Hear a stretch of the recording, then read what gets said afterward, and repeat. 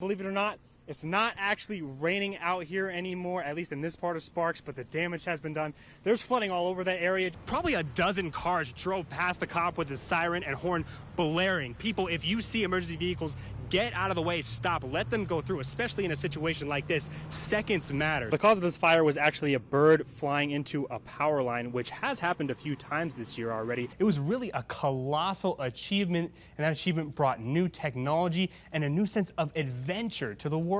Anyone that's exploring out here in the backcountry when it's these type of snowy conditions needs to take a formal training class in avalanche safety. That's how dangerous it can get out here. Luckily, that woman was okay, but she was stuck in her car under a snow berm like this for 4 to 5 hours. Given the rate of cardiac arrest in Reno and the reduced response time for the defibrillator, they expect one life to be saved about every 2 weeks. The hand is so big that they need to take off all 5 fingers to move it. The artists expect to use about 25 truckloads to get the entire structure out to the playa. The main topic was about veterans and healthcare, especially the quality of healthcare for vets in rural areas. Kazmierski says we need to be building more than 6,000 units a year to keep up, and we haven't built 6,000 units in a year since before the recession.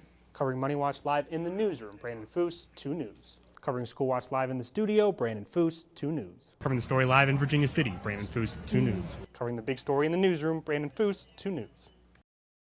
You're ready.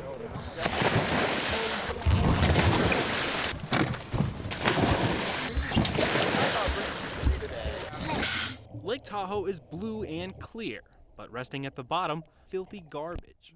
These piles are mostly cans and glass, but plenty of clothes and other random trash gathered up by Bonsai Rock just south of Sand Harbor Beach. And you can tell this area hasn't been maintained at all, just by the amount of trash and the age of the trash that's coming out. Budweiser, pop top, look at that. Divers picking up trash isn't a new concept, but most places at the bottom of the lake go unseen. Local divers Jesse and Megan spotted the trash a couple weeks ago and knew they needed a slightly bigger operation, especially considering the location. The area itself is really hard to access, so hence the project going forward with going out with boats and divers to go in and clean this area up. There you go. Areas where Tahoe Dive Center conducts training are usually pretty well maintained, so a spot like this is a challenge. That's why about 24 divers came out to join the cleanup, along with help from Lake Tahoe Boat Rentals, Tahoe Blue Vodka, and the Tahoe Regional Planning Agency was nice enough to be the dumpster.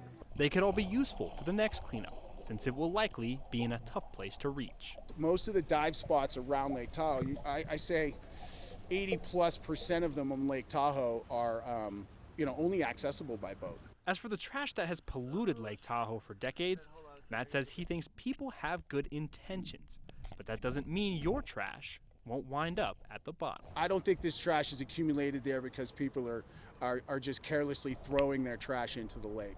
I think most of the trash that we find is accidental. So if people can just remember to police their own stuff, pack it in, pack it out. Covering the story in Lake Tahoe, Brandon Fuhs, Channel 2 News.